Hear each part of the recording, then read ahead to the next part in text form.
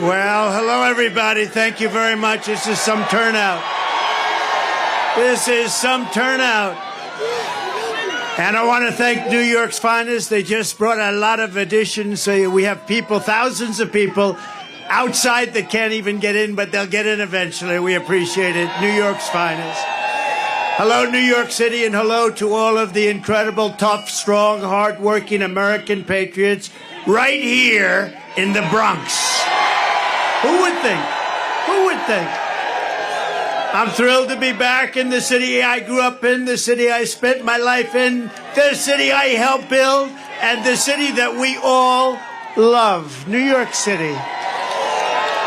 And I'm here tonight to declare that we are going to turn New York City around, and we are going to turn it around very, very quickly. We're going to bring safety back to our streets. We're going to bring success back to our schools. We're going to bring prosperity back to every neighborhood and every borough of the greatest city in our land. We're going to reduce taxes. We're going to bring businesses and big taxpayers back to New York. Gotta bring them back. Gotta bring them back. And we're going to make New York bigger, better, and more beautiful than ever before. And that includes right here in the Bronx. And it's going to be done and funded starting on January 20th, directly from our great and beautiful White House. Is that okay? For my whole life, I always thought that this city is a monumental testament to the power of the American spirit and the American dream. When New York started as a small, rugged Dutch trading post near the tip of Manhattan in 1624, what you see around you is nothing more than wilderness and marsh. But by the muscle and backbone and genius of the people of New York, we built the city into the towering forest of iron, aluminum, concrete, and steel. We made this city and state into the capital of global commerce. We turned our hometown into the bustling center of a confident, glamorous American culture, and we inspired the entire world. We inspired the world. No matter where you went on this planet, everyone knew that when you said, "I'm a New Yorker," it meant you had smarts, you had grit, you had energy, and above all else, you had heart. You had heart. Big, big, beautiful heart. Everybody wanted to be here. New York was where you came to make it big. You want to make it big, you had to be in New York. But sadly, this is now a city in decline. Throughout my life, I've seen New York through good times and bad, through boom times and crime waves, through market crashes and terrorist attacks. But I've never seen it quite like this. We have filthy encampments of drugged-out homeless people living in our places that we've spent so much time with children where they used to play. We have lunatics killing innocent bystanders by pushing them onto the railroad tracks for sport. It's a sad thing. Don't worry. It gets positive. Don't worry. It gets so positive. Remember, we're going to win. We're all winners. We're going to win so big, we're going to make it bigger and better than ever before. Remember that. So don't worry. By the time the other 6,000 or 7,000 people get in, it'll be very positive.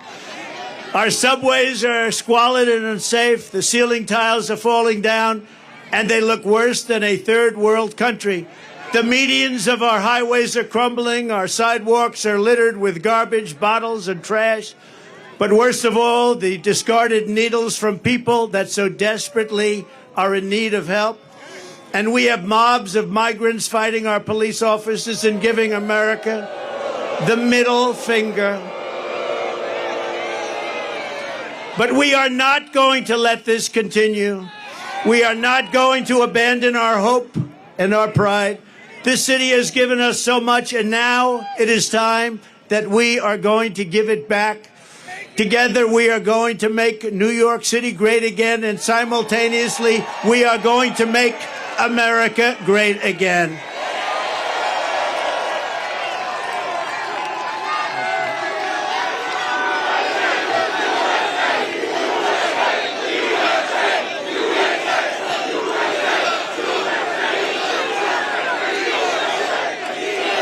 Thank you. I have come tonight to talk about solving problems. The simple fact is Joe Biden is not getting the job done for the Bronx.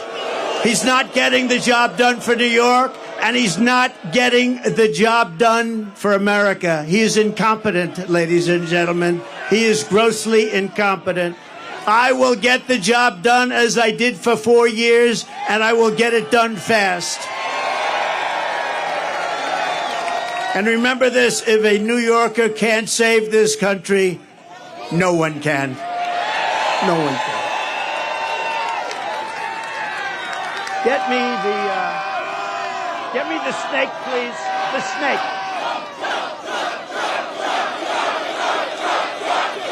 Thank you, everybody. What a crowd. This is something. You know, we wanted to keep it small because who knew? This is like a love fest. Love fest. It's a love fest. We love you. Thank you, darling.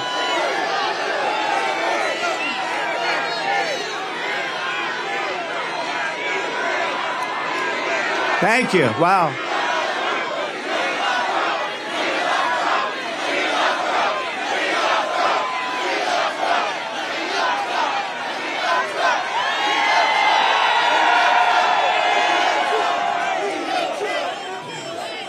Who said we're not going to win New York? We're going to win New York so much. You know, if we win New York, we win the whole thing. Wouldn't it be nice? Wouldn't it be nice? We'll take back our country and we'll do a job like nobody's ever done before. And what we did for 4 years was incredible, but we also learned a lot. We're going to get in there very fast with the right people, great people, people that are tested and true. Years ago, there was an ice skating rink, the Wallman rink in the middle of Central Park. You know that story? That had been under construction for more than 10 years. They couldn't get it open. It was a renovation. They couldn't get it done. Mayor Koch was at his wits' ends. They just couldn't get it finished. They couldn't get it built. They couldn't get it open. People wanted to skate before their children turned old. Almost $20 million was spent over a long period of time. It was an embarrassment to the city. Every day they'd be laying the copper pipe, and every night that same pipe would be stolen. And then they'd start all over again the next day, and it would be stolen. This went on weeks and weeks and months and months. They poured the concrete in small patches in wrong directions and at different heights. And they took their advice from a refrigerator company from Miami, where it's 95 degrees out. It was a total mess. They just didn't know what they were doing. And I saw this, and I wanted my children to be able to ice skate before. They didn't care about ice skating. I looked down on the rink, and I said, what is going on? Years and years. So I volunteered, and I took over the project and did a good job. And when I took it over, I said that if it cost more than $2 million, I would pay for it, the entire amount. But it cost far less. The first thing I did was call the Montreal Canadiens hockey team in Canada, right? Isn't that better than a refrigerator company from Miami? They didn't know what we were talking about. But the Montreal Canadiens knew, and they were really nice. I'll never forget how nice they were. And they told me that you don't want to use copper tubing and gas because the gas is very delicate and it leaks. It's very fragile. It just doesn't work. You want to use rubber hose. I said, I like that. That's a lot cheaper. Water and salt. The salt makes it so the water doesn't freeze. It's called brine. And you're going to put that under the concrete. You're going to pour the concrete over the top. It's going to be great. It's going to work. Not going to leak. It's cheaper, faster. And it works all the time. And when we opened, there were no leaks. There were no problems whatsoever. Anyway, I started the project, laid the rubber hose, mixed the water and the salt, beautifully together. I was down there when they were doing it. I said, you got to do it right. And covered the entire rink with concrete in 4, literally, you had to see this scene, concrete trucks operated by the Teamsters. Do we have any Teamsters here? Oh, you got to make sure that O'Brien, he's a good man. He endorses Trump. I think he's going to, actually. But the Teamsters, it stretched all the way. You had trucks stretching all the way from the Woolman Rink, which was, let's say, at 60th Street, all the way back to Harlem. One contiguous pour. It was a day and a half of pouring concrete. One contiguous, a giant surface. As you know, the rink was completed in just 3 months for far less than the $2 million projected. The biggest expense was actually the demolition. That is the demolishing of everything that was built so incorrectly, so badly over a 10-year period. The biggest cost was demolition, taking it all down and starting all over. We opened with a ceremony with all Olympic gold medal winners, including the great Peggy Fleming, Dorothy Hamill, Scott Hamilton, and all of the others. Every one of them was there. It was a beautiful night, beautiful weather. I'll never forget the evening. It was one of the most beautiful. My parents were there. Now they're looking down on us. They say, wow, that's my son. Can you imagine? That's my son. Can you imagine? He's being tried in a court with a crooked judge. Can you believe this? Can you believe it? And highly conflicted judge at that. But everybody was there, and it was really something to behold. It was an incredible experience, and one of the great experiences of my life in New York. We opened it. It's been successful, and successful ever since. What a great, great experience. It was beautiful. And, you know, a lot of it's common sense. You'd like to say the Republican Party is the party of common sense. You don't go to Miami when you want to make ice. You go to Canada when you want to make ice, right? Or you could go right down the road in the Bronx to Ferry Point, right? Everybody know about Ferry Point. It was another disaster, a development where the city had spent over 29 years, almost $300 million trying to develop it into a luxury golf resort, anything. They'll take anything. They were spending money. You know, trucks were going here, dumping, getting filled up, moving it here, dumping, getting filled up with the same stuff. This went on for years, back and forth, the same stuff. They were feather bedding. They were doing lots of bad things. But really, they didn't know how to get it done. They had no idea how much money they were spending. And when asked how much they spent, they said, we just don't know. This has been going on for years, decades. They were unable to do it. And at the time, the mayor, Michael Bloomberg, said, no, it's all right. It's okay.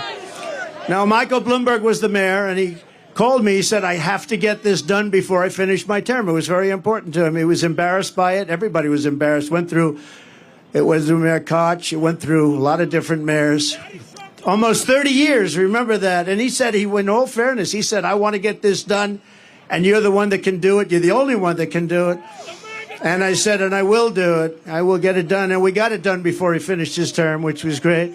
But there were no other bidders to my knowledge, and I took over the project, spending only my money to build it. And I called all of the contractors together. These were tough people. These were tough, hard people. Many of you are probably contractors on that site. Come to that. And I said, look, fellas, you guys have made a fortune on this thing for years and years against the city. It's time we get together and build it. Let's get it built. Let's do it right. And let's get the hell out of here. We owe it to the city. And they worked so hard. The roughest, toughest contractors in New York. They had spirit like you've never seen before. And it was magnificently designed by the great Jack Nicklaus, who told me, I don't want to make any more money. They paid me enough. Everybody get paid a fortune. Jack said, I don't want money. I just want to see it get built for the people of New York. And that's what we did.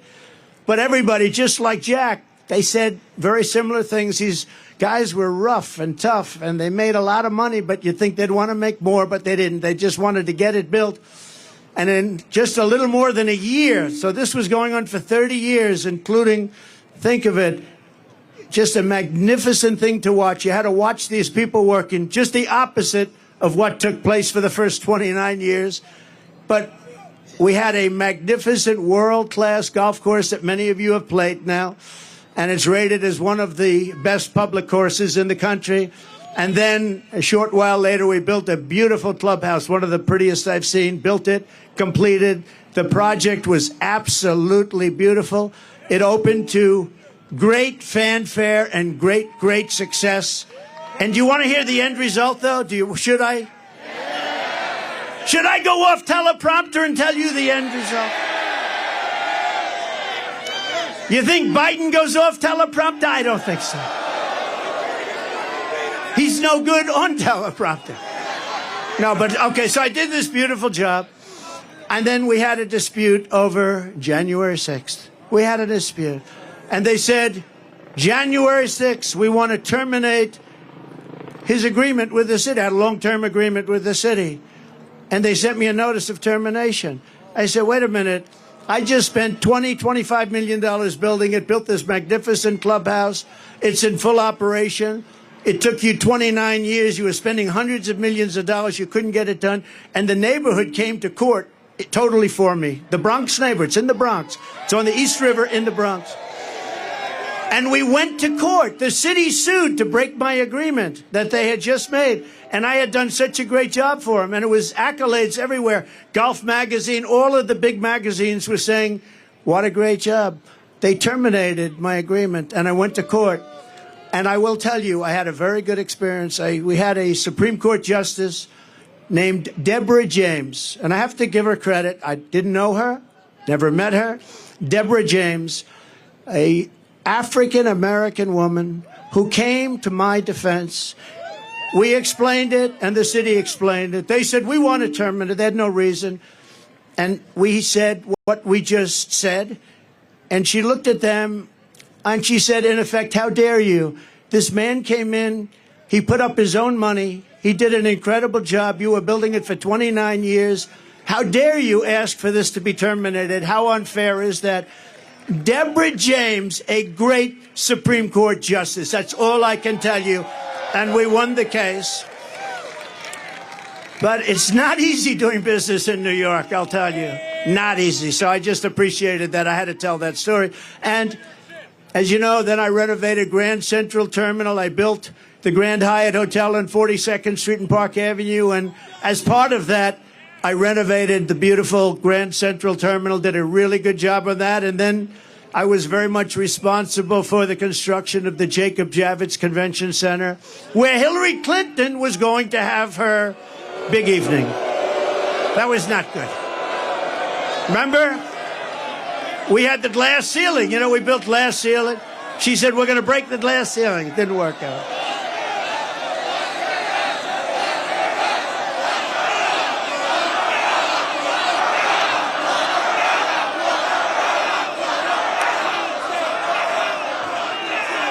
You know, I'll tell you a little secret that I don't think I've ever... I hated the concept. I said we have to get on with our country. We have to win against Russia. We have to win against China, North Korea, all the different countries we're at loggerheads with. But as long as you have a smart president, you're going to win those battles. We're winning all those battles, even with the fake Russia scam, which made it harder. But you hated that. And then you see what they want to do to us, to me, to us. And they come along... and they don't mind because Joe Biden is the worst president in the history of our country, has no sense, doesn't know what he's doing, grossly incompetent, and our country is going to hell, but we're going to turn it around. We're going to turn it around fast. Because above all else, and I say this and I believe this on New York, is you are different. You do know that. You know that when I called for this rally, we said... let's just have a meeting. Don't call it a rally. And so many people showed up. I said, like it or not, this is a rally. This is as far as the eye can see. You have to see the lines outside. They're going for miles. But when we saw it and we saw the love, because I called up this morning, do the people like me or do they hate me? They said, they don't like you, sir. They love you. I said, oh, thank you. So I appreciate it. And I love you, too. But above all else,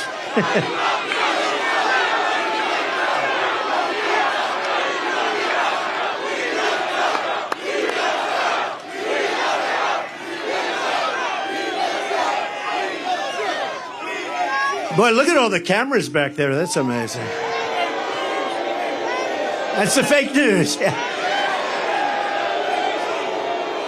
You know, they'll say tonight, Donald Trump spoke to a very small crowd of people in the Bronx. It was a very hostile crowd, very hostile. They hated him very much.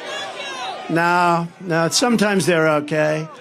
You know, I agreed to do a debate with crooked Joe Biden on CNN with Fake Tapper. And I think they'll be fair. Does anybody think they'll be fair? I might be. No. That's all right. When they said, here's your story, you can have a debate on CNN with Fake Tapper as the primary host. And I said, I'll do it. Because you know what they thought is you'd say CNN and they'd say various people on the show, various anchors, and, you know, headed up by Fake Tapper. And they thought I was going to reject it. I don't want to do it. Then Biden would say, I offered to debate, but he wouldn't do it. So they said, we want to have a debate. I'll take it. Well, we haven't even told you what the debate is all about. Then they said, today, they said, we'd like to set up tables so you sit down. I said, I don't want to sit down for a debate. Let's go. At some point, so we're not sitting down. We're going to be standing up for the debate. And here's what you know. If crooked Joe Biden makes it through the debate, which I think he will, they're going to say it was one of the great debate performances in history. One of the greatest debate performances. But there they are. And we're on every network tonight. I don't know what's going on. We're on Fox. We're on all of them. So have a lot of fun, but we're on all of them. So they understood. They understood before anyone how big this would be. And you got to see what's back there coming in. Thank you. Thank you.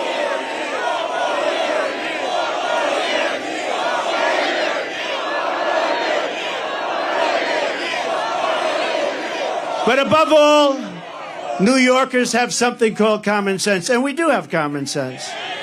An old-fashioned American common sense is exactly what I intend to bring back to the White House, just like we had for 4 years. You know, we had 4 of the greatest years in the history of our country. We rebuilt the military. We cut taxes. The biggest tax cut in history. The biggest regulation cut in history. We defeated ISIS. We defeated ISIS.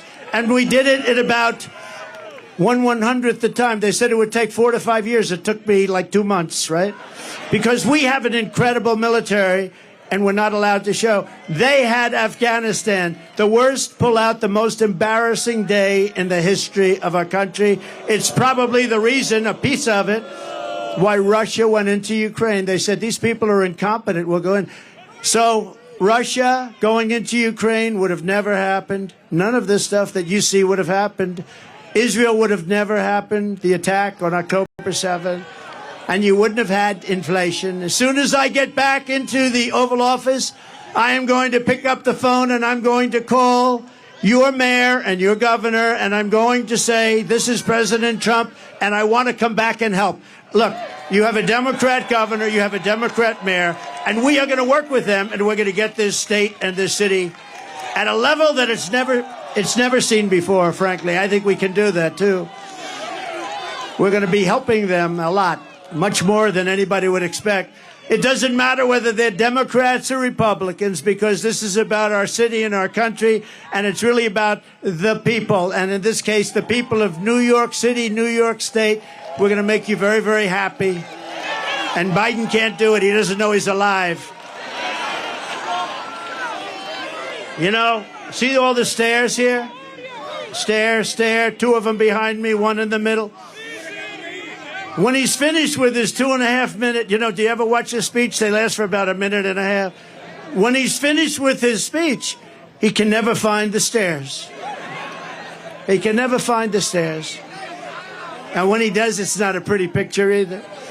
Thank goodness for Secret Service. They come up and they guide him off.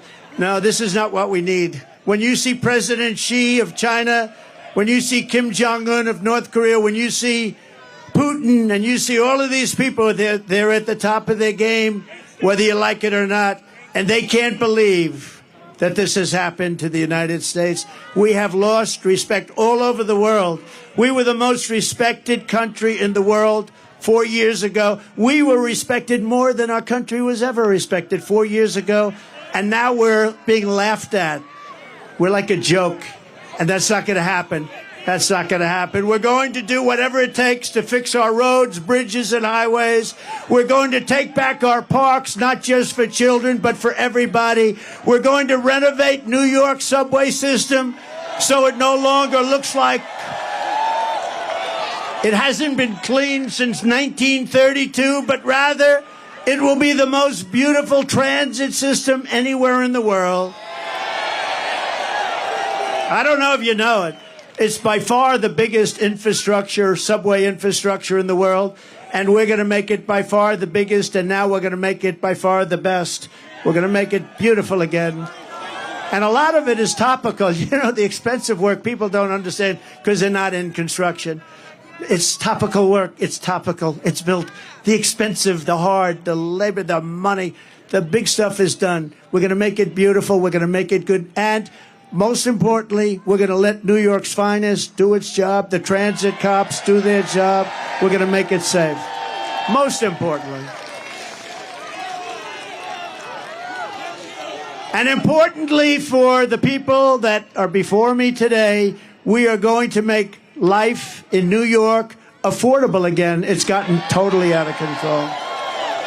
The minute crooked Joe Biden shuffles out the door, I will rapidly rebuild the greatest economy, the history of the world. Look, we had the greatest economy in history. Everybody here, where you have a small business or if you had a job, you were getting more than you ever made. And we had no inflation.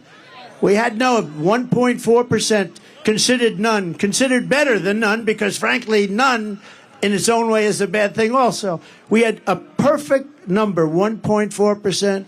It doesn't matter whether you're black or brown or white or whatever the hell color you are. It doesn't matter. We are all Americans, and we're going to pull together as Americans.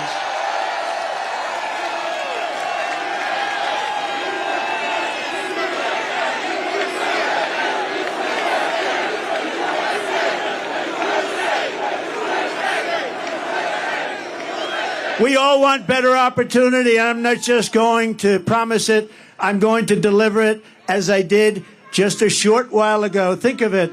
You know, when I went down to Washington, I was only there 17 times. I never stayed over. I didn't know that society. And we had great people. Look at what we did with economic development, with the rebuilding of our military, with the tax cuts, we had great people. But we also had some people that I wouldn't have used if I had my choice. Now I know everybody. I know the smart ones. I know the dumb ones. I know the killers. I know the weak ones. I know them all. And you're going to see. But everyone was better off. We had the greatest economy in history. Everybody was better off under a man named President Donald J. Trump. Have you ever heard of him? Have you heard of him? We had gasoline down to $1.87 a gallon, and actually times when it was much lower than that.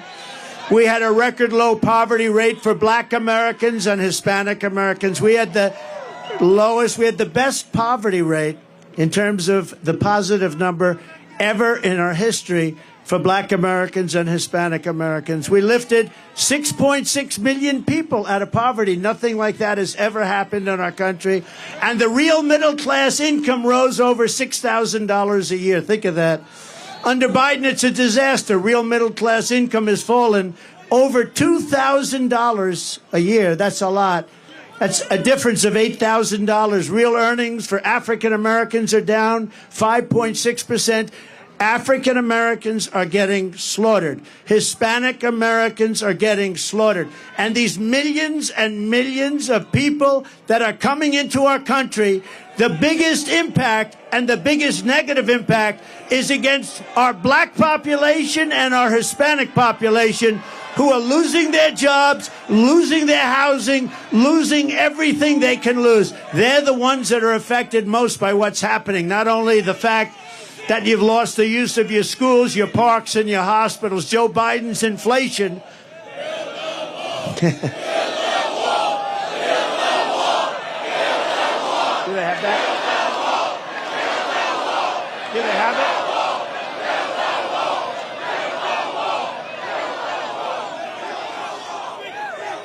Speaking of the wall, so we built much more wall than we built 571 miles of wall. We had the safest border in history. We were going to put up within a period of 3 weeks. It was all built, laying there, ready to be put up, designed by the Border Patrol, who are incredible people, ICE, who are incredible people, all together. I wanted to put up concrete plank for the contractors here. They didn't want it. They had to have hardened steel. They wanted 6,000, 7,000-pound concrete. They wanted rebar in the middle. They wanted different materials, harder to cut. So we had very hard steel, very good stuff. Everything was good. We had the panel on top. It was called an anti-climb panel. We had the best wall, and it was going to bid. We were going to add 200 miles of wall. It would have taken about 3 weeks. And then we had the rigged election. And you know what happened after the rigged election? They took the wall, and instead of putting it up, they sold it for 5 cents on the dollar. And I said, these people really do want to have an open border. And that's what's happened to our country. Our country has gone to hell because of it. It's gone to hell. But I want to thank Mexico. I want to thank, because I went to Mexico.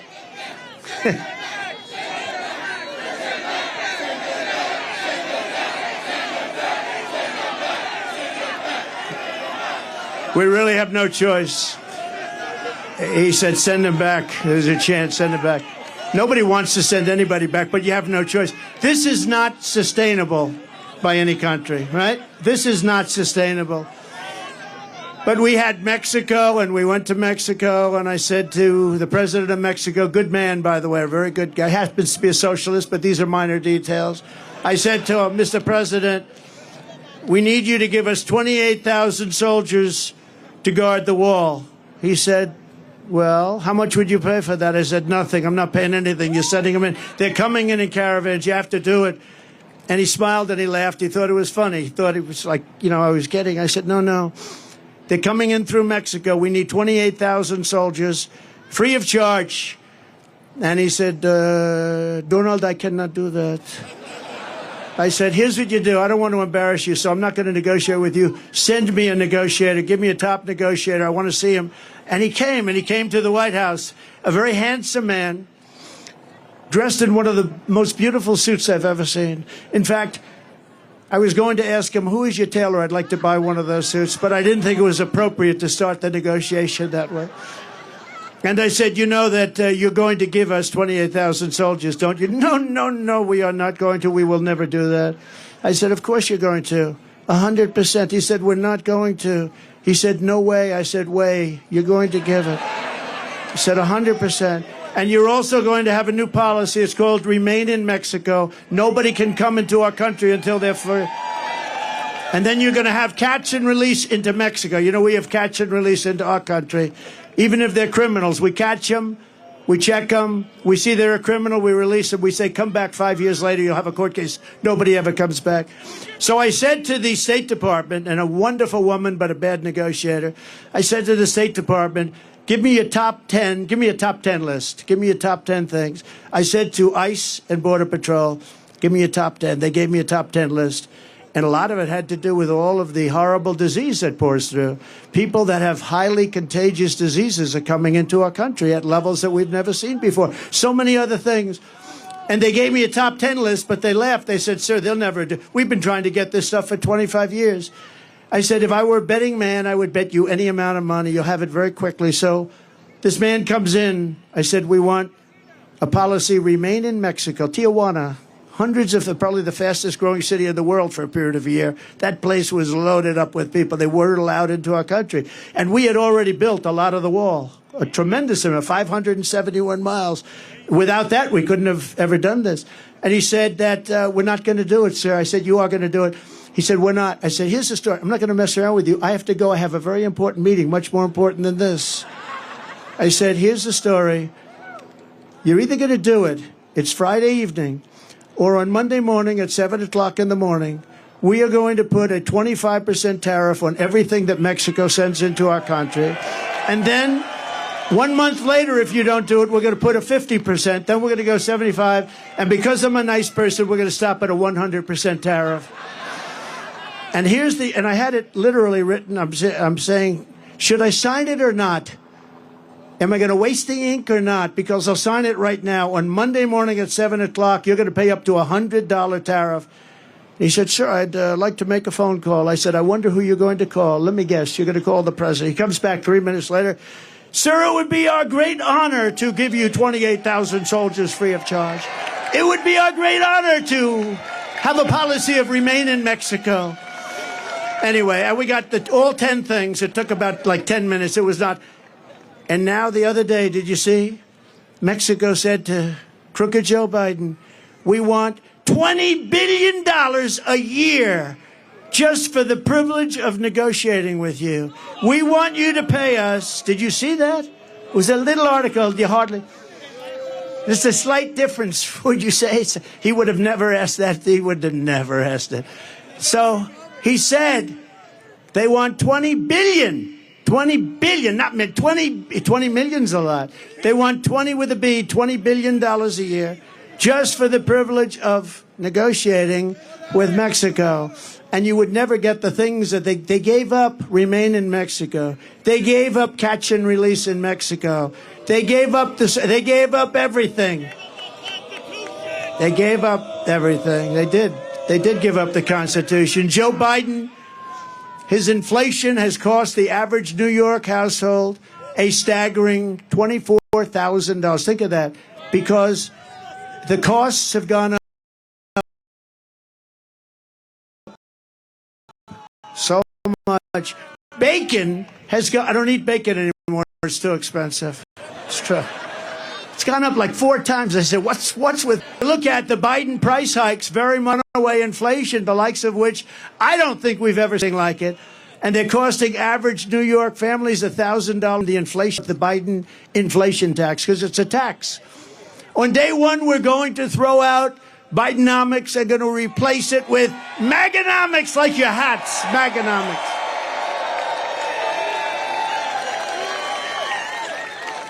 And I will give you lower taxes. We're going to cut it still lower. Remember, when I cut taxes, I gave you the biggest tax cut in the history of our country, bigger than the Reagan tax cuts. And you know what? The following year, we reported massive increases in revenue. So with lower taxes, we actually took in more money because it gave incentive for people to work. Lots of reasons. But I will give you low taxes, low inflation, low interest rates, rising wages, growing incomes, and fair trade for the American worker. And we will make energy affordable again by saying, drill, baby, drill. Drill, baby, drill. Your energy costs will come down within the first year by 50%. That's not bad. That's a hell of a promise. And it will, too. We can drop that so quickly. Remember, it was his stupid energy policies that caused the inflation. Now, it's more than energy. Now everything's like on fire. The whole place is a mess. We will quickly return our nation to the path of prosperity, and we will bring our country back together through unparalleled success. Our country is going to be very successful, and people are going to come together. And I will tell you, a lot of people say, do you think you can ever get the sides together? And by the way, I have to say something. Our side is much bigger than their side. You see that? Much bigger. We're more quiet, much more quiet. But when we get going, we're much tougher, right? We're much tougher. But it is much bigger. But I saw it. We had the greatest economy in history. And I was getting calls from the other side. I call it the radical left. But left-leaning, to put it mildly, Democrats, can we get together? Because everybody had the best they've ever had. African-American jobs were the best in history. Asian American, the best in history. Hispanic, the best in history. Women, people with a diploma, people without a diploma, people that went to the great Wharton School of Finance, MIT, Harvard, they were doing better. And the people that didn't have a high school diploma were having the best. Everybody was better. There wasn't one group, not one, that went down. And it was bringing our country together. So it can happen. And when they ask, because I get that question a lot, do you think the sides can ever get together? And I went through the experience, and we can get together. And then we had COVID come in, and we had to fight that battle. And we did a great, I've been recognized as having created a great economy. and great military, defeating ISIS and all the things. We rebuilt the entire military, created Space Force, all those things. We never got the credit, and we had no wars. Thank you, sir. That's very nice. Remember Hillary Clinton used to point at me, he will create wars. No. They said his personality will create wars. I said, no, my personality is going to keep us out of wars. And I was right. First president in 78 years that didn't start a war. We had no wars. None of these stupid wars. Such a shame.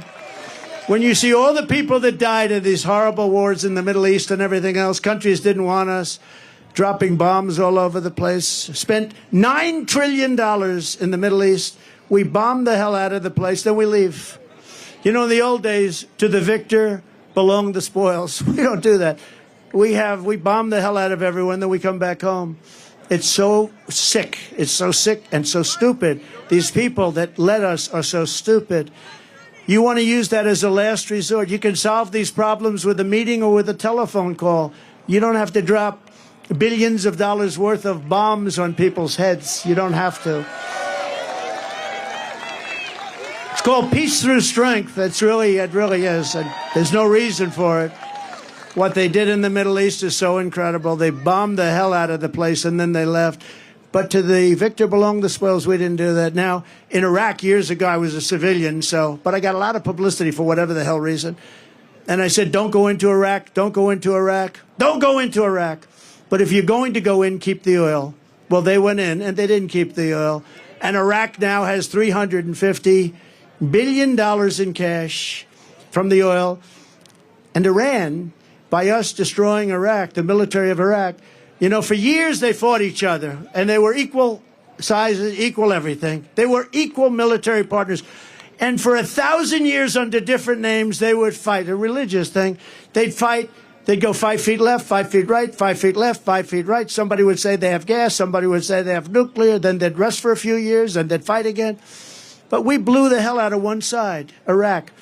So now Iraq is a subsidiary, essentially, of Iran. Congratulations for the geniuses that got us into that mess. Because Iran essentially controls, and that was the other thing. When I was president, Iran was broke. They had no money. I said to China, if you buy, they bought a lot of oil. I said, if you buy anything, but if you buy oil from Iran, we are going to do something to you. What's that? You're not going to do any business in the United States. He said, well, that's the end of buying oil from Iran. Every country was told that. Iran was broke. They had no money for Hamas. They had no money for Hezbollah.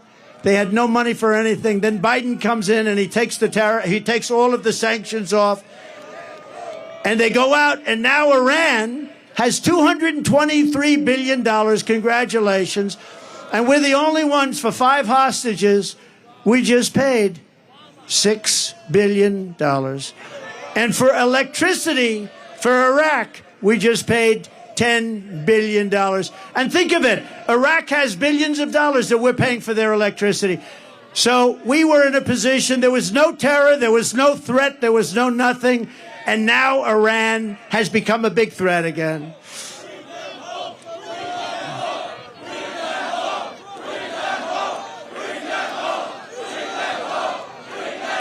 And I tell you, I see a lot of flags from right out of Israel, right? That's right out of Israel. But remember, I said it a month ago, and it's a terrible thing to say, but I believe it. Many of the hostages that you're waiting for, and everybody's waiting for, those hostages, many of them are dead. Many of them are dead. And it's a horrible thing. It's a horrible thing, but many of those hostages are dead. And that's why when you see these negotiations where Hamas is like not getting back, they're saying, man, we could make a good deal, but these people are no longer alive. When I saw the way they were treated, when I saw they were thrown into the cars and how horribly they were treated, there's no way that those hostages, and some will be alive, but many of those hostages are dead. It's a very serious, horrible thing. It would have never happened if the election weren't rigged. It would have never happened if I were your president. They would have never done it. Because we have so many young people here today, I want to talk about, just for a moment, about success. Do you remember I used to give talks on success before politics? Okay, that's enough. We're going to do it. I know you're on our side, but it's enough. We're going to get them home.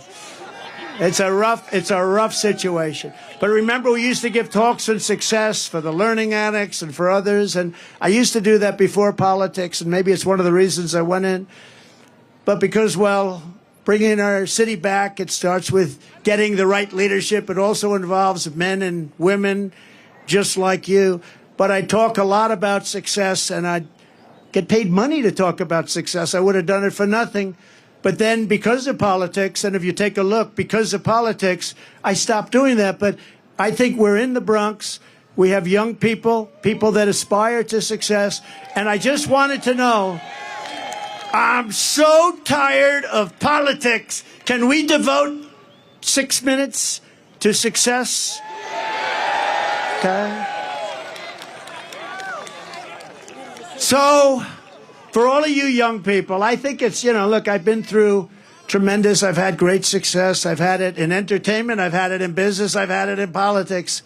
I ran for office. What office did you run for? President? How'd you do? I won. Actually, I won twice. We did much better the second time. So, we got millions more votes the second time.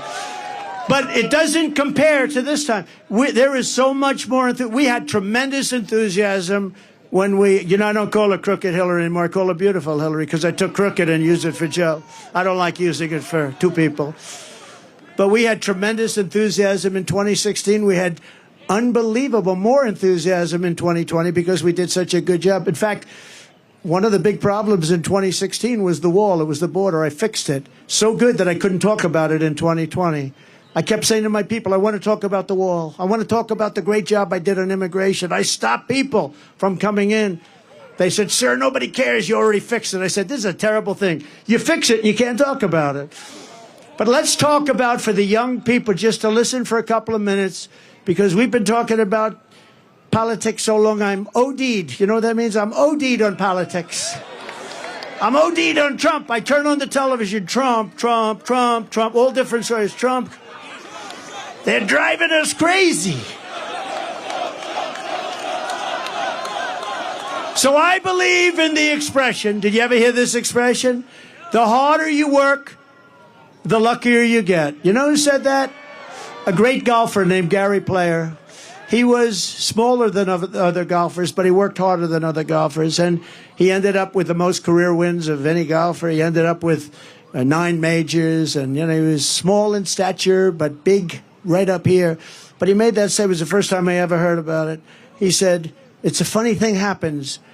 The harder I work, the luckier I get. That was an athlete saying that. Amazing, right? It's the first time I heard it. Probably been said by others, but it's true. I can tell you, if you didn't work really hard, there is very little chance that I would be standing here right now. Another part of success is something I learned from my father. I had a wonderful father, wonderful parents. I'm lucky. You got to be lucky. Got to get great parents. If you're going to spend your life working really hard, you have to love it. You have to pick something that you really enjoy. Sometimes your parents will say, don't do that. But you got to, a little bit, in that case, you got to follow your own way. You got to love it. Ideally, you're going to love something where there's a potential, because there are some things you love, but it's not going to do you so good. So ideally, fall in love with something that's good. Some people go into a business where it's a very hard business. If you can go into a business that's an easier business and do well. But I see it all the time. Somebody has every ingredient for success, smart, brilliant, everything's good. But they're in a business where you hit your head on the wall. It's a very tough business. Try finding something where it's a great business with a great future, and there are plenty of them out there. My father taught me about construction. But what I really learned from him was that he worked 7 days a week because he really loved to do it. I mean, he would work on Sunday. He'd go to church in the morning, and then he'd go and work. And I know some people that don't believe in working on Sunday. You couldn't keep him away from work. But he loved working, and he was happy. He was married for a long time. That's one thing I'm not going to top him on. He was married. He was married for a long time, decades and decades. I said, Pop, I'm not going to beat you on that one. Never going to beat you. But because his work made him happy. But he was happy when he worked, and he was successful, and he knew what he was doing. He'd build a house on one side of the street. Somebody else would build a house on the other side of the street. and he'd build his house faster, better, cheaper, and he'd sell it for less money. The other guy would build the house for more money, take him longer, couldn't sell it. My father would go buy the house for less money than it cost him to build the first one, and he'd sell it. And, in the old days, a long time ago, his brother was a professor at MIT. My father worked. He was a little younger than my father. My father put him to school. He went to MIT, a very brilliant guy, Professor John Trump, the longest-serving professor in the history of MIT, 41 years, I believe, Dr. John Trump. My father used to tell me I used to go crazy. Your uncle was always getting degrees. I had to keep building for your uncle to get him through college. He was always up there getting degrees. But he was at MIT for 41 years, a brilliant guy. He used to talk to me about nuclear because he was a nuclear genius, along with a genius at about everything else. And he used to say that someday there'll be a time when a small package carried by hand can blow up an entire city. And I said, no way, Uncle John, that's never going to happen, Uncle John. Guess what? He was right a long time ago that he said it. But my father would price a house. And I'd say, how did you price in those days, Dad?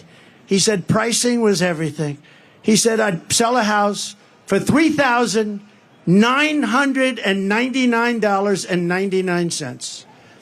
And that one penny made the difference between selling it and not. One penny. If I made it $4,000, I wouldn't sell. But psychologically, $3,999.99. And he sold houses. And guys wouldn't sell them.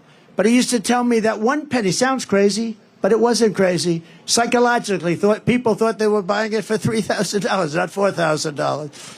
It's sort of like getting an 89 on a test in school or a 90. A 90's an A, and an 89, 1 point, is a B+. Another lesson: when times are tough, sometimes that's when you perform the best. You have to learn that about yourself. You have to learn it about yourself. Are you okay? Are you guys okay? Oh, okay. Take your time. Yeah. Take your time. Doctor, any doctor, please? Doctor in the house. Thank you. Are you okay? You take your time, darling. Yeah.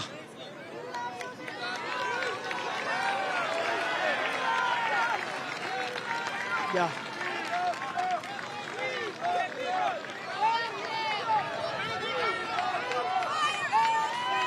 Take your time.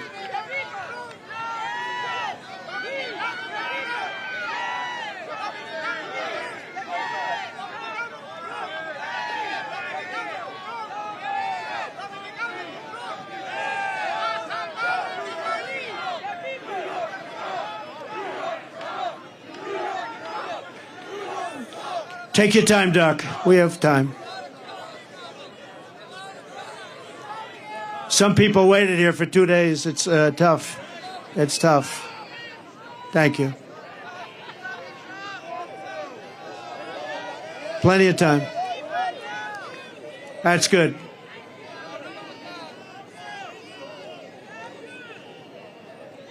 Water.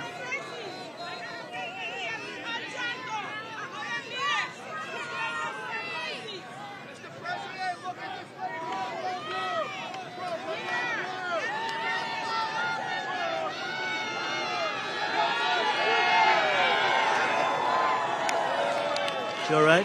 She okay?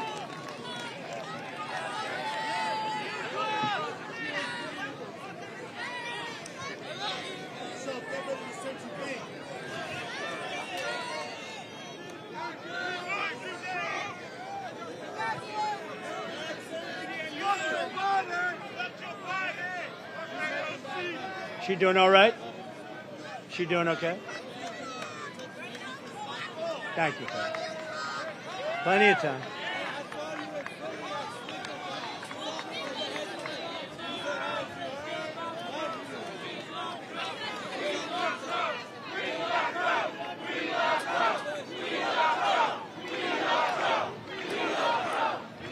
Okay?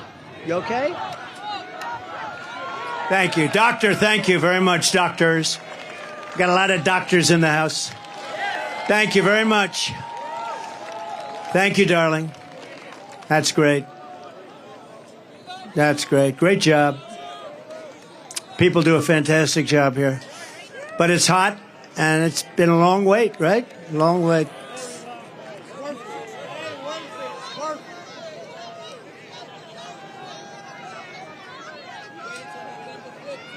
Thank you very much, Doctor. Appreciate it. Thank you. I know she's going to be okay because she's so tough. Some of the greatest days of my business career were in the toughest times, but I enjoyed waking up every single morning and go to battle. A lot of people say to me today, the toughest business people, people that you know about, could I ask you a question? How do you do it? I say, do what? How do you get up in the morning and put your pants on? Why do you put the pants on? I'll explain it to you someday. How do you do it? How do you get up? How do you do it?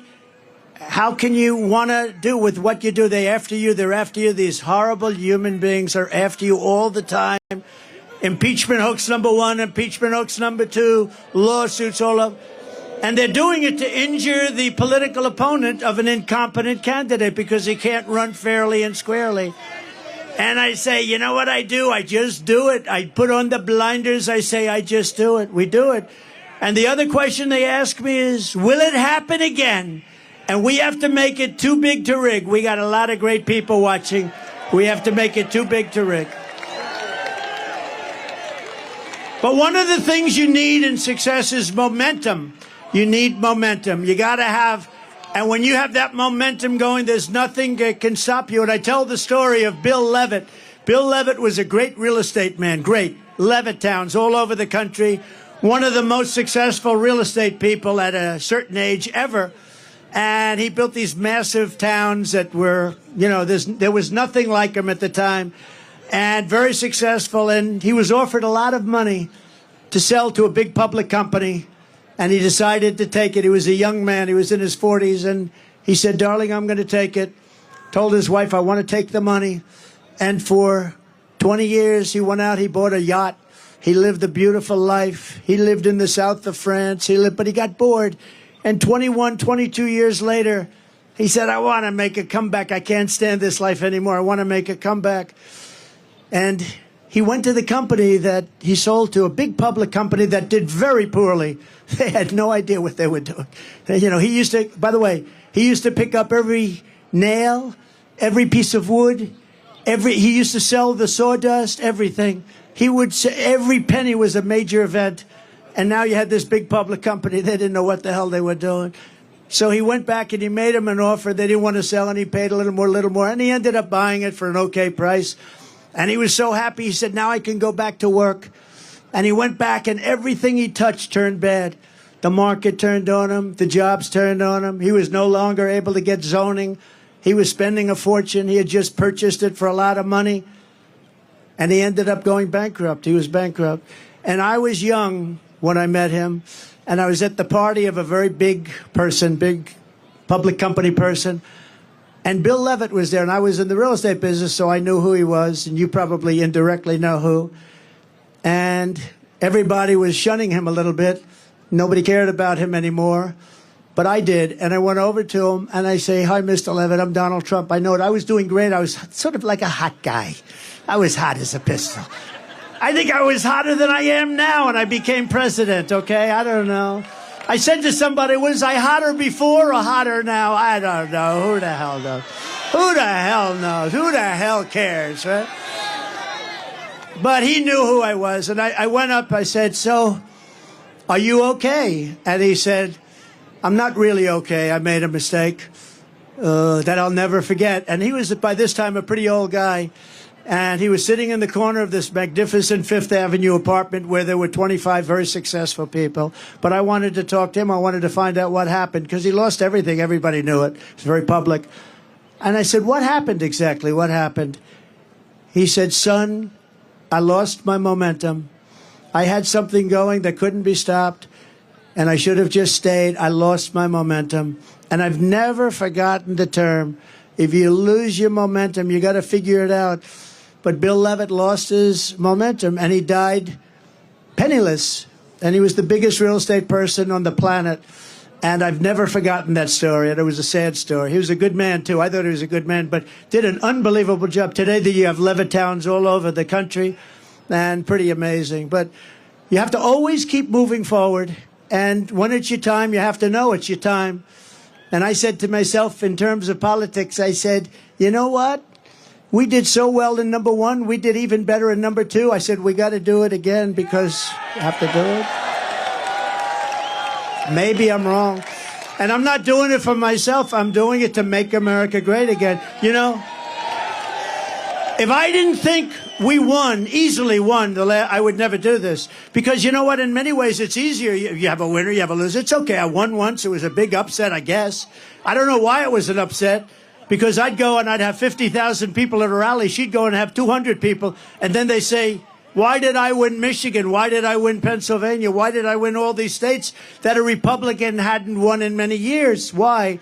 And by the way, we're up in Pennsylvania. We're up in Michigan. We're up in New Hampshire today. We're up in Florida at numbers that you wouldn't even believe.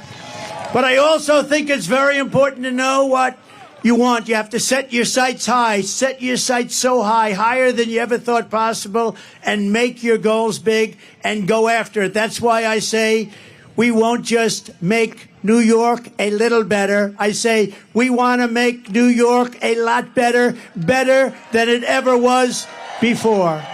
Right?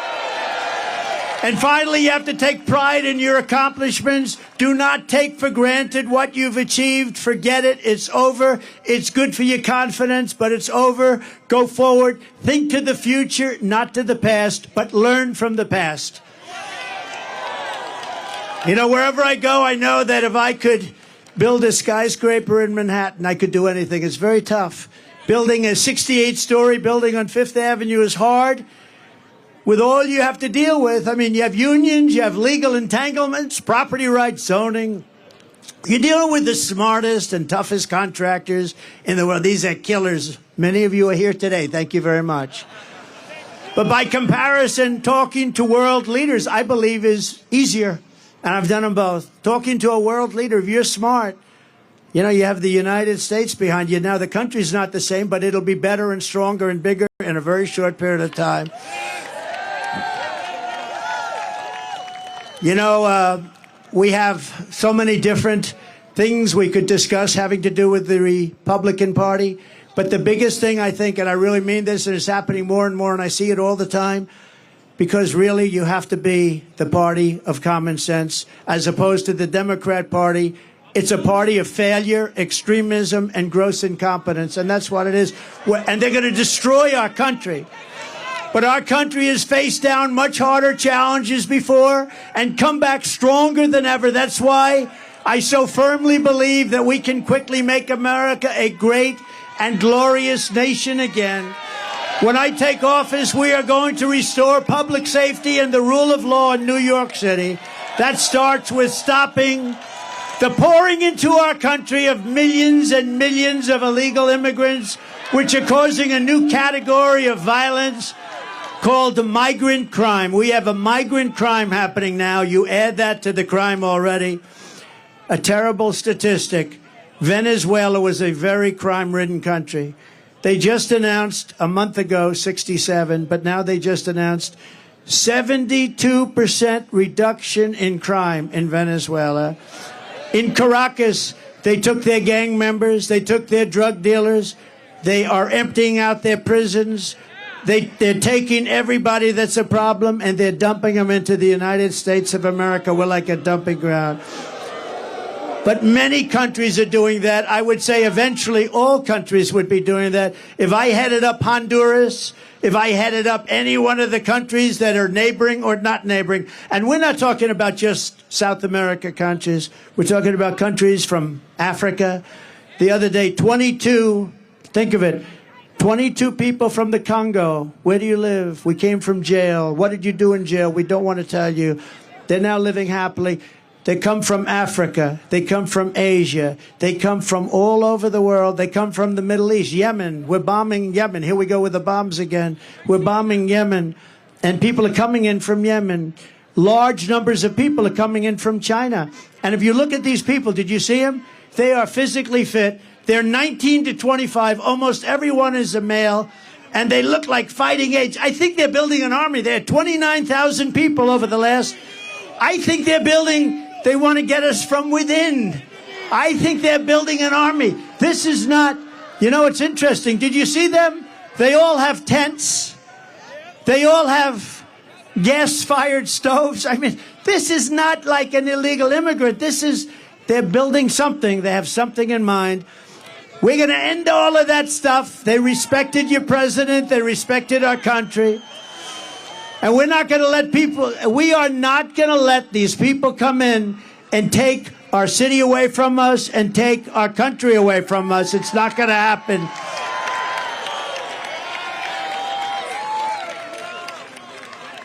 Now, who would let people, seriously, who would let people come from prisons and jails, from mental institutions? They cannot stay. We will immediately begin the largest criminal deportation operation in our country's history because this situation is sustainable by no country. No country can sustain this.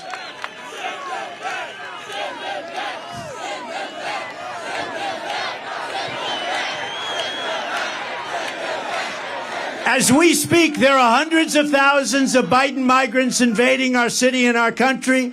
We no longer have border states like Texas and Arizona. All states, including New York, are your border state. The people are pouring through Texas. They're pouring through Arizona. They're pouring through every state. Every state is now a border state. Every state is now, we're talking about, in my opinion, 16 to 17 million people. And these are not necessarily people that are going to help us as a country. We want to be nice. We want to be respectful. They're coming from so many places. We don't have any idea. In many cases, we don't even know what the language. You know, you have languages that people don't even know about. We have languages where there's nobody in our country that speaks these languages. They're coming from places we have no idea what's happening with our country. The flood of migrants is putting crippling burdens on our communities, your schools, hospitals, parks, and public resources. Frankly, we're lucky to get this big park. I don't know how the hell we did it. It must be New York's finest. I don't know how we did it. They call it the Biden migrant invasion, and it's wrong. It's immoral. And the vast majority of New Yorkers agree with me that this is unacceptable. It's unacceptable. We must stop it. We must stop it immediately. And you know, for the people coming up, it's also unacceptable.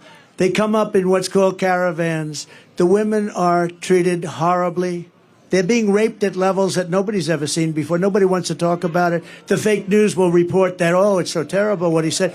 But it's fact. It's fact.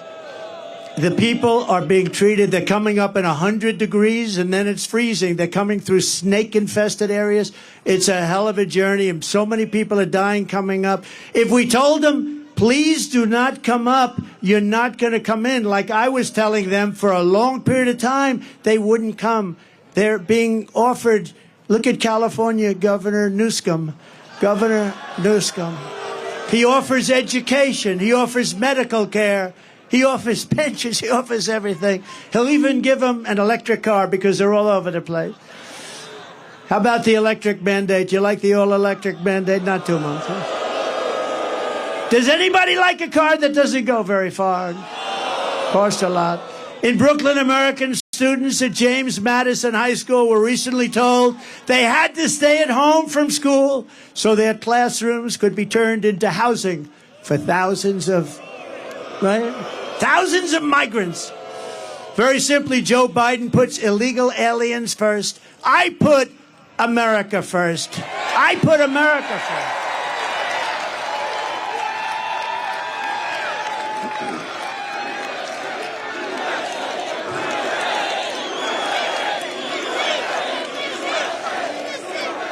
Would anybody, now this is up to you, has anybody heard the snake? Would anybody like to hear the snake? Because we can stay here all night, I don't care. Would you like to hear the snake? So it's a metaphor, it's an old song, and it was redone. It didn't have anything to do with snakes or people or illegal immigration, but this has to do with illegal immigration. And I think it's very accurate, actually, and it's very sad. But I'll go and we'll do it, and some of you have heard it, and many of you haven't. But we're going to do it right now for the great people of the Bronx and elsewhere. We love the Bronx. We love the Bronx. Are you ready? On her work, and you know what? You know what this is all about, right? Did you know? You've heard this before? Have you heard it? We got the greatest people here. On her way to work one morning, down the path along the lake, a tender-hearted woman saw a poor half-frozen snake. His pretty colored skin had been all frosted with the dew. Poor thing, he said, I'll take you in, and I'll take care of you. Take me in, O tender woman, take me in for heaven's sake. Take me in, O tender woman, sighed the vicious snake. She wrapped him up all cozy in a comforter of silk and laid him by the fireside with some honey and some milk. She hurried home from work that night, and soon as she arrived, she found the pretty snake she'd taken in had been revived. Take me in, O tender woman, take me in for heaven's sake. Take me in, O tender woman, sighed the vicious snake. She clutched him to her bosom. You're so beautiful, she cried. But if I hadn't brought you in by now, you truly would have died. She stroked his pretty skin again and kissed and held him tight. But instead of saying thank you, ma'am, the snake gave her a vicious bite.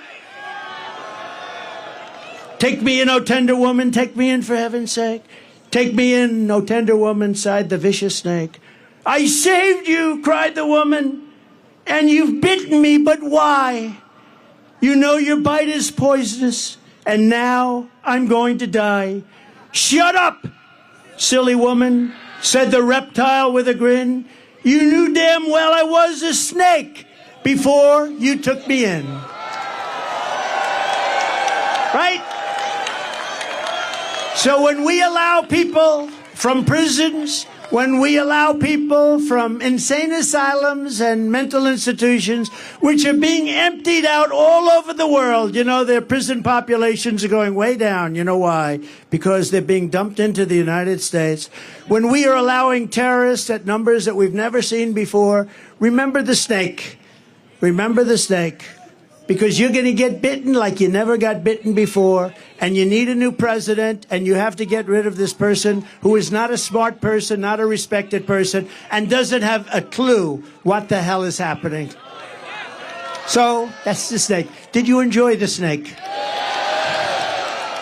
On day one, I will seal the border, and I will stop the invasion of our country. Very sadly, in recent years, we have also seen our city destroyed by bad, radical left, pro-crime policy that virtually everyone, Republican, Democrat, Independent, everyone, you all know it's a disaster. You know the names of these lunatic policies.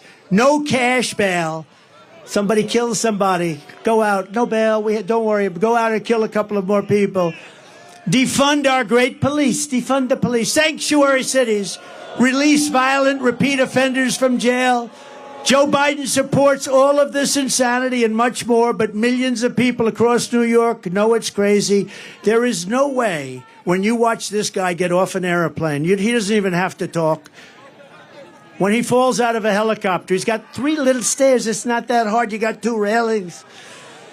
You don't fall out of helicopters. You don't fall upstairs. He falls up. He has more trouble going up than he does coming down. That's a little sick. But you're just not going to vote for him. You just not. We got to win. If we just win the state, it just puts it right. It's such a big state. It puts it to bed. You're going to have a president and people, but you're going to have a president that understands what we have to do. We have to be nice about it, but we have to do things. And we're going to be done. And the world is going to respect us again. We were never so respected as we were 4 years ago. President Xi of China, Putin, Viktor Orban, did you ever hear of him? Prime Minister of Hungary, very tough guy, known as a strong man. Oh, they hate it when I talk about him because they say he's a strong man. Trump loves strong men. I don't know. I like weak men, actually. I like weak men. I'd much rather have a weak man than a strong man. But he is a strong man. And they asked him, why is it that the whole world is blowing up? He said, one simple reason, Trump is not president in the United States. He said, you put Trump back as president and the whole world is going to get better, because they were afraid of Trump. They couldn't figure Trump out. Trump was a rather difficult person, but he used the word afraid. I don't use it. I don't use the phrase. I use the word respect. They respected your president. They respected the United States of America. And they're going to do it again, and it's going to happen fast. But we have to get this absolute disaster. The worst president in history. He makes Jimmy Carter look like he had a brilliant administration. The only thing, the only happy person about Joe Biden is Jimmy Carter, because Jimmy looks brilliant by comparison. I also want to thank New York's finest. I grew up with them. I know them. I love them. I love our firemen. I love our teachers. These are incredible people, and we have to bring the word respect and honor back to them right where it belongs. A few weeks ago, I visited with a grieving family, New York police officer Jonathan Diller. What a beautiful family. He was a beautiful person. He was 31 years old, gunned down during a traffic stop by a vicious thug. And just horrible, leaving his beautiful young wife behind, a son, Ryan, behind, 1-year-old son. And it was the saddest day. It was a horrible thing. Opened the door and just started shooting him. The criminal charge was savagely murdering Officer Dillon, was previously arrested by the NYPD 21 times. And he was allowed to go out because of the political things they do here. I'm the only one they want to keep. If I ever said, I want no bail, they'd say, you got to pay a fortune.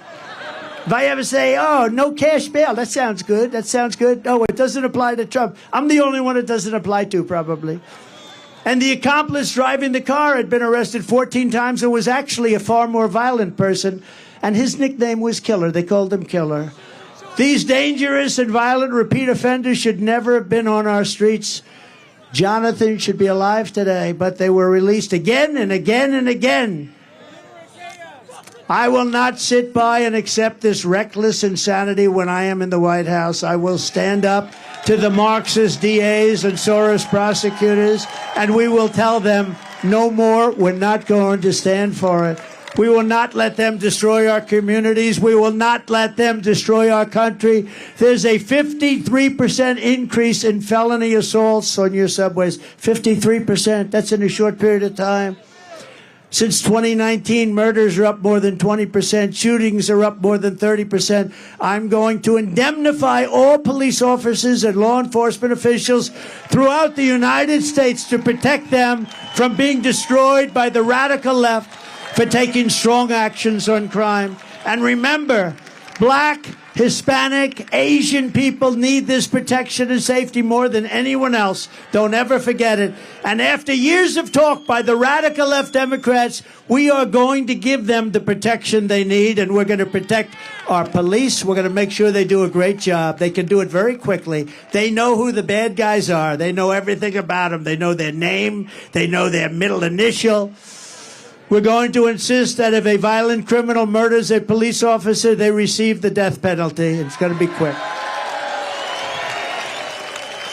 And I also want to work with your mayor and your governor, happen to be Democrats, to clean up the homeless encampments so that you can once again enjoy your parks and your public spaces. Right now, you don't have public spaces. They're occupied by migrants in tents. Pleasures as simple as a walk in the park or watching your children again play in a Little League game will come roaring back, and they're going to come back very quickly. Your lifestyle and the American dream will be with you once again, and we're going to bring it back, the American dream. You don't have an American dream right now. You will be proud, and your children and your country will be even prouder of you. Years ago, people with severe mental illness were in mental institutions, and then a certain governor, I won't mention the name because at this point, what difference? They dumped all of them into the streets because they said those institutions were too expensive to run. So now they live on our streets, and that's what we have. This is no good for anybody. It's bad for the people who need help, and it's bad for the people of our city, and it's a horrible, horrible way to live. I want to work in partnership with your local leaders, Democrats, pretty much all, and move the severely mentally ill off your streets and back into a place where they can get help and the help that they desperately need. I want to recognize, by the way, a few very special people. You have some really great people here, and I'm sorry I can't mention all. We have congressmen all over the place, but I just can't mention you today. You're never going to speak to me, but would anybody like to hear these congressmen's names? But But I do have to mention a few people. We're truly honored to be joined by a man who is a Democrat and a former member of the New York City Council, and he's been a friend of mine, and he helped me very much with the Ferry Point project and getting it working, and did a really good job. Ruben Diaz Sr. Come on up, Ruben. Good.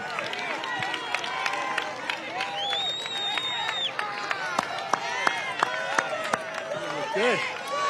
You look beautiful. Please. Thank you.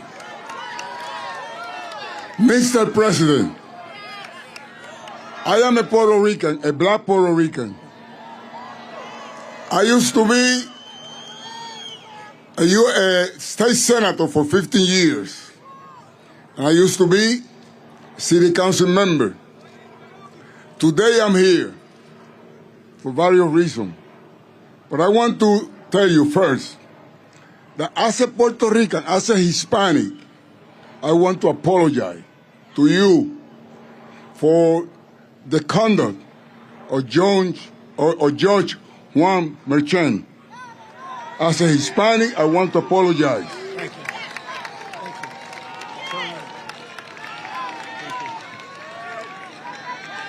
you. He's been used. He has been used to destroy you. But we know better than that. We know better than that. As a minister, president of the New York Hispanic Clergy Organization, I want to tell AOC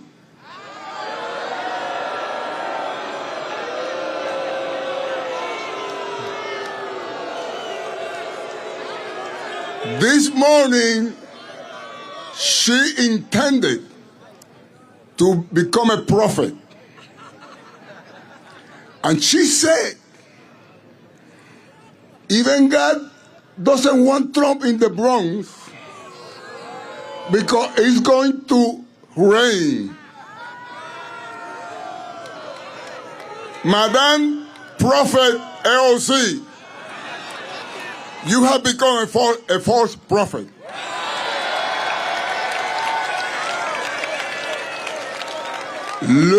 Look at what a beautiful day. That means that not only you guys want Trump in the Bronx, because if we're going to measure that for the weather, then I would say humbly that even God wants you in the Bronx.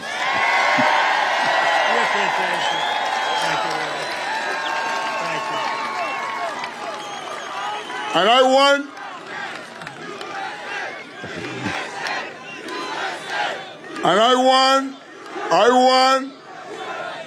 to close by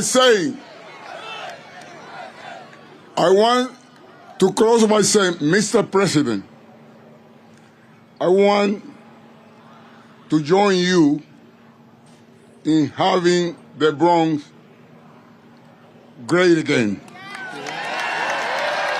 Please accept this Democrat, this black Puerto Rican with a kinky hair and a broken English.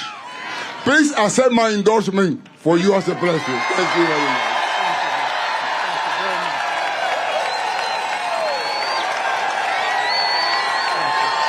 Beautiful job. Thank you.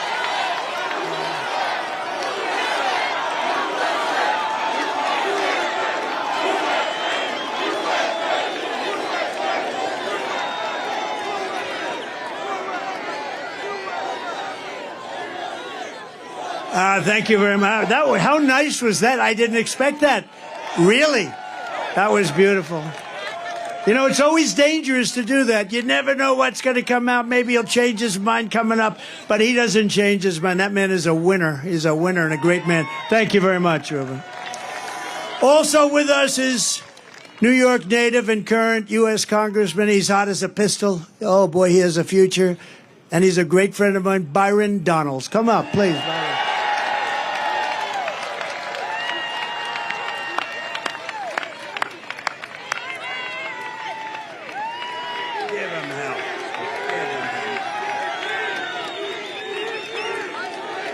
Oh, wow. Mr. President, there's more of them here now than when I was up about an hour and a half ago. If there's one thing we know, is that this man was one of the best presidents this country has ever had.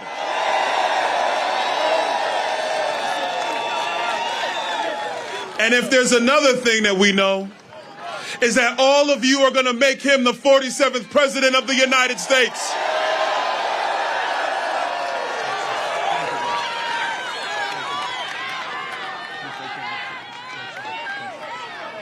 Thank you, Byron. Great. What a good future. Here as well is rapper Chef G. Does everybody know Chef? Where is Chef G? Where is he? Come on up, fellas. Rapper Sleepy Hollow. Come on up here, fellas. How are you, man? Hey. Oh, I like that. I want to get that done. President Trump. Oh, man. One thing I want to say.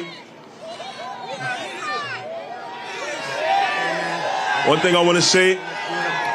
They always gonna whisper your accomplishments and shout your failures.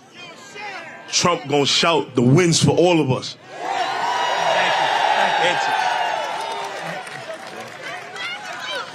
Make America great again. Thank you, fellas. I appreciate it, man. Thank you. Thank you, Bob. Thank you very much. That's where I like those teeth. I want to find out where you did. I got to get my teeth like that. I want that to happen to me. As somebody with a fantastic future in the Republican Party and beyond, Gavin Wax. Thank you. Young Republicans, Gavin, wherever you are. Thank you, Gavin. Adam Solis of New York, Young Republicans, who's been fantastic. Thank you. Thank you very much. Thank you. Good job you're doing. Madeline Brame of Blexit. Thank you, Madeline. Thank you very much. Somebody that's a real star in politics and done an incredible job and so popular in Nassau County. The county executive, Nassau County, Bruce Blakeman. Come up, Bruce, for a second. Come up, Bruce. Where is Bruce? We got to get Bruce. Where is he? That's a long way to come up to hell with Bruce, right? Come on up, Bruce. Come on. This guy is central casting. If I'm doing a movie on a politician, this is the guy I have playing. Come on. That's great. Thank you, Mr. President. Thank you very much, Mr. President. Both my parents were World War II veterans. Not many people can say about that. They would be shocked and appalled by what's going on in this foreign invasion from our southern border. Nassau County is not a sanctuary county, and when Donald Trump gets reelected, this will not be a sanctuary country. God bless America.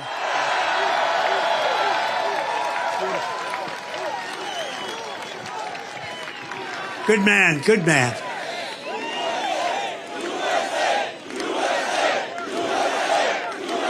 Thank you very much, guys. National Committeeman and Chairman Joe Cairo. Joe, thank you. Thank you. Thank you, Joe. And Andrew, thank you very much for being here, star of the future. I heard you made a good speech. Thank you very much. Thank you all. Thank you, everybody. We have so many people out there, but we're going to finish this up. This has been, I didn't know. I woke up, I said, I wonder, will it be hostile or will it be friendly? It was beyond friendly. It was a love fest. From the very first day that we take back the White House, I believe we are going to have the 4 greatest years in the history of our country. We're going to restore peace through strength. We're going to keep radical Islamic terrorists out of our country. We're going to protect our great seniors, and I will never let anyone touch your Medicare or your Social Security. Under the Democrat program, they will be gone. We are going to restore free speech in America. We are going to fight for your right to school choice, something you all want. And I will not allow schools to impose COVID vaccine mandates or mask mandates. We are going to get far-left Marxist lunacy out of our children's classrooms. We're going to keep men out of women's sports. And we will, once and for all, secure our elections. But all of this, saving New York and saving America, starts with telling crooked Joe Biden, the worst president in history, you're fired, like the apprentice. You're fired. Get out. You were terrible. You're destroying our country, Joe. Get out. If you want to help, you must vote. I believe that we can win New York State. We have levels of support that nobody's seen before. I mean, look at this. So register, volunteer, turn out everyone you know. Don't assume it doesn't matter just because you live in a blue city. You live in a blue city, but it's going red very, very quickly. We must work together as a team to win. New York has always been the home of proud patriots like you. You are proud patriots. You love this. You love this city. You love this state, and you love our country. New York was the city loved by Teddy Roosevelt, Norman Rockwell, the great Flo Ziegfeld, General Douglas MacArthur, George Gershwin, Frank Sinatra, and in baseball alone, Babe Ruth, Lou Gehrig, Joe DiMaggio, Jackie Robinson, and many, many others. It's a city where workers and skilled craftsmen strode across steel beams 80 stories high to build the great Empire State Building and the Chrysler Building and all of the others. It's the city that lit up the shining lights of Broadway, that turned Times Square from a seedy, dirty, long-forgotten area into one of the greatest crossroads of light and glamour anywhere in the world. It's the city that produced generations of everyday American heroes who willingly spilled their blood and gave everything they had to make America into the greatest nation in the history of the world. Above all, this is the place that every one of us here today has been proud to call our home, our town, our city. And we are the ones who are going to make our city great again. It was hard-working patriots like you who built this city, and it is hard-working patriots, and this is something you can say it, and you can say it 1,000,000 times, and you can emblazon it. It's hard-working patriots like you who are going to save our country. You are going to save our country. We're going to get out and vote like never before. We're going to make it too big to rig. Our vote is going to be too big to rig. So one thing they can't guard against, working together, there is nothing we cannot do and no height we cannot achieve. Together we will make America powerful again. We will make America wealthy again. We will make America strong again. We will make America proud again. We will make America safe again. We will make America great again. Thank you, Bronx. Thank you, New York. We love you. Thank you. God bless everybody. God bless you. God bless you.